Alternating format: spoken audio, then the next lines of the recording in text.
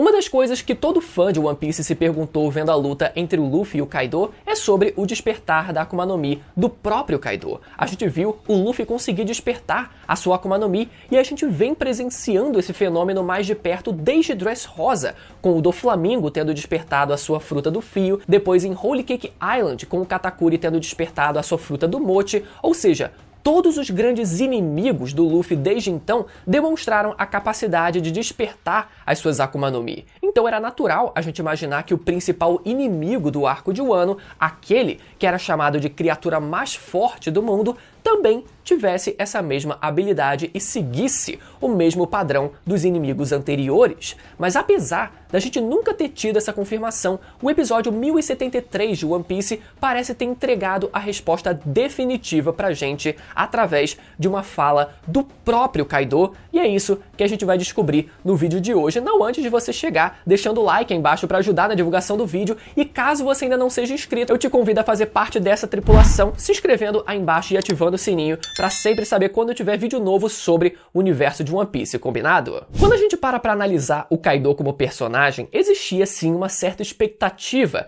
de que ele tivesse o despertar da sua Akuma no Mi, não só por ele ser um Yonkou e um dos piratas mais poderosos do mundo, né, inclusive sendo chamado de criatura mais forte do mundo, mas por algumas evidências, na verdade possíveis evidências, né, e dicas que o Oda ele foi jogando pra gente, alimentando essa ideia de que ele talvez tivesse realmente o despertar da sua Akuma no Mi, como por exemplo, quando ele entra na sua forma de dragão, a gente pode ver esse colete de nuvens de fogo que ele possui ao redor do seu ombro, que lembra muito uma característica física, visual do despertar das Akuma no Mi. Não só isso, mas quando o Kaido entra na sua forma bêbada, a gente pode ver que a sua aparência, o seu visual, ele muda levemente do tom que a gente está acostumado, assumindo não só uma coloração um pouco diferente, mas também com certos detalhes a mais ali, né? Onde, por exemplo, as suas sobrancelhas, elas assumem um visual um pouco mais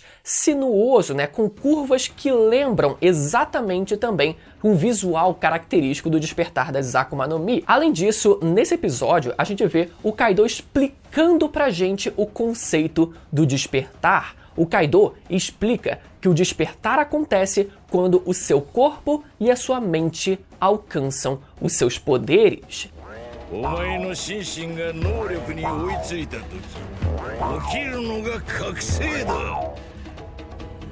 E quando a gente teve isso pela primeira vez, é óbvio que gera uma certa confusão na nossa cabeça em o que exatamente ele quis dizer com essa frase, né? Mas quando a gente para pra pensar e analisar exatamente essa explicação, que inclusive o próprio Kaido ele fala com uma propriedade de como ele próprio tivesse, né, como se ele próprio soubesse e tivesse o despertar, mas na verdade não. Ele poderia saber e definir o conceito do despertar ao mesmo tempo em que ele próprio não tivesse essa capacidade. E a explicação mais plausível que parte dessa frase do Kaido, dessa definição do Kaido, a gente vai tentar entender agora. Quando a gente volta na definição da fruta do Kaido, a gente tem a fruta do peixe modelo dragão azul, onde dragão azul é um dos 4 espíritos guardiões das cidades do Japão, que é dito proteger a cidade de Kyoto no leste, enquanto o oeste é protegido pelo tigre branco, o norte é protegido pela tartaruga negra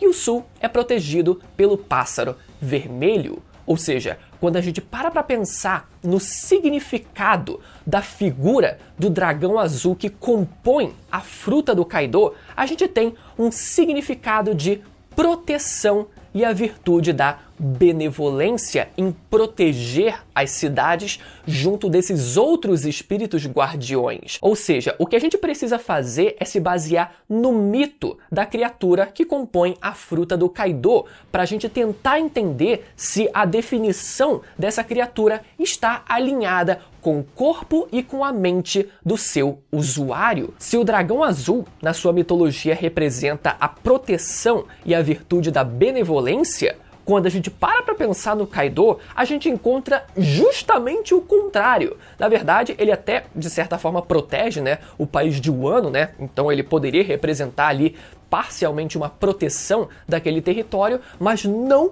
partindo de uma vontade benevolente, mas sim de uma vontade dominadora, de uma vontade hostil, de uma vontade de querer realmente destruir tudo que for possível enquanto ele ainda conseguir se manter no poder. Ou seja, o que a gente tem aqui é o próprio Kaido como personagem indo contra a definição do conceito da sua própria fruta, da criatura que compõe a sua fruta. Ou seja, a mente do Kaido não estaria alinhada com os seus poderes de Akuma no Mi. E é engraçado porque a gente pode fazer esse exercício com vários e vários personagens que já despertaram as suas frutas. O Luffy, por exemplo, né? O que ele quer? Ele quer ser o homem mais livre do mundo, enquanto o conceito da sua fruta, o deus do sol Nika, era chamado justamente do quê?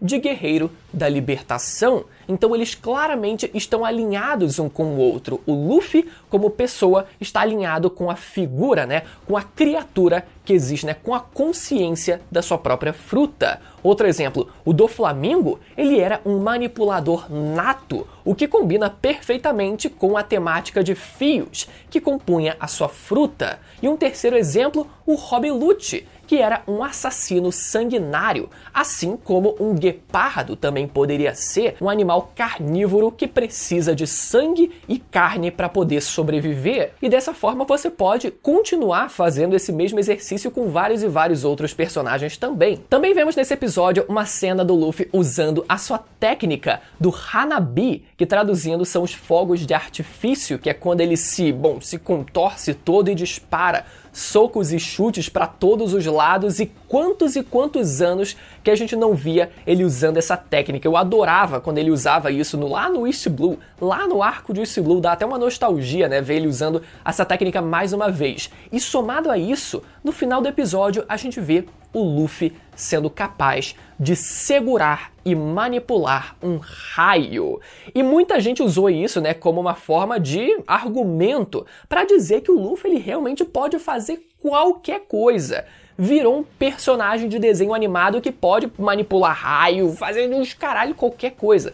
Mas não, galera. Mais uma vez, o que o Luffy ele fez nesse episódio tá exatamente condizente com o seu corpo ter propriedades de borracha e com o que ele já fez lá no arco de Skypiea contra o Enel. O que a gente viu durante aquele arco foi literalmente o Luffy ele sendo capaz de tornar um raio tangível. A princípio, né, ele sendo um garoto de borracha só seria imune, mas tudo bem. O Oda ele usou isso como uma forma de liberdade criativa para o Luffy ele também ser capaz de tornar o raio tangível e dessa forma conseguir ferir o Enel diretamente. Inclusive, né, com a clássica cena do Luffy ele sendo capaz de redirecionar um raio lançado pelo Enel com um chute, né? Ou seja, desde aquela época, o Luffy ele já era capaz de tornar o raio tangível, e foi exatamente a mesma coisa que ele fez nesse episódio aqui também. Talvez com a única diferença de que nesse episódio o raio ele talvez tenha assumido propriedades elásticas, né?